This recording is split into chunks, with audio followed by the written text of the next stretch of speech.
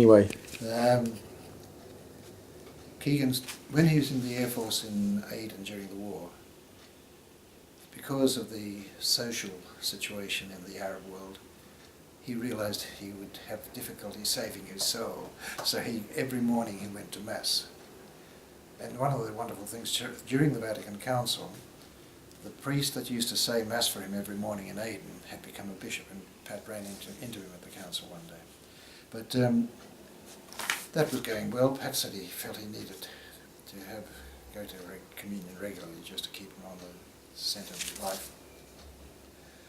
Anyway, there was a change of his commanding officer.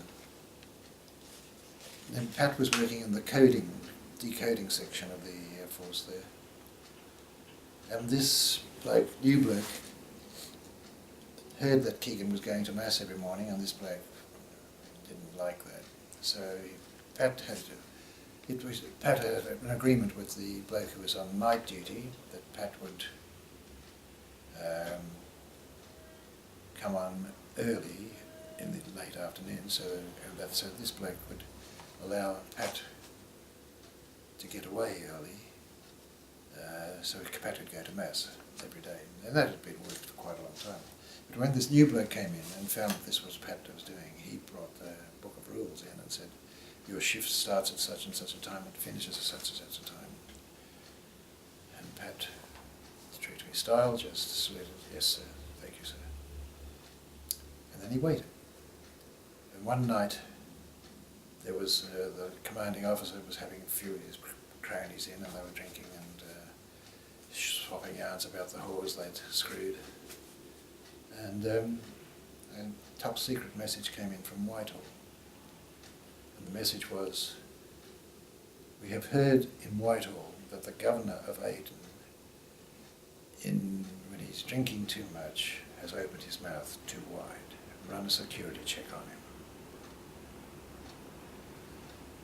him.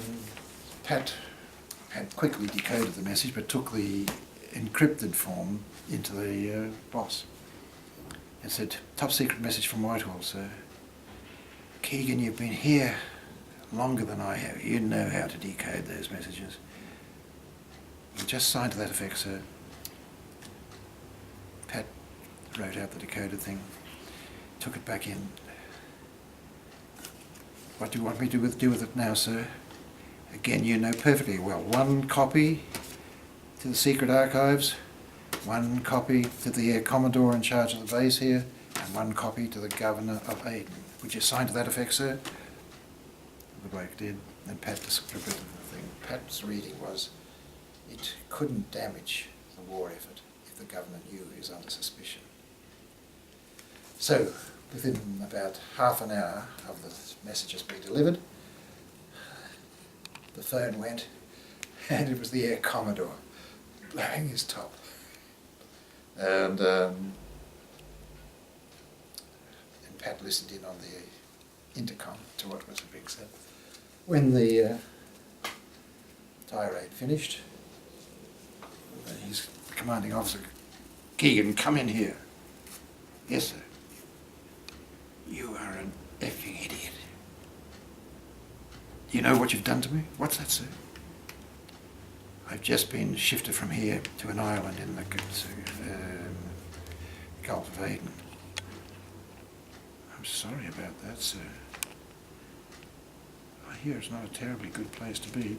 Terribly hot. And they tell me that if an Englishman's found outside the base, he'll be castrated unless he has some sort of a sovereign to give the blokes.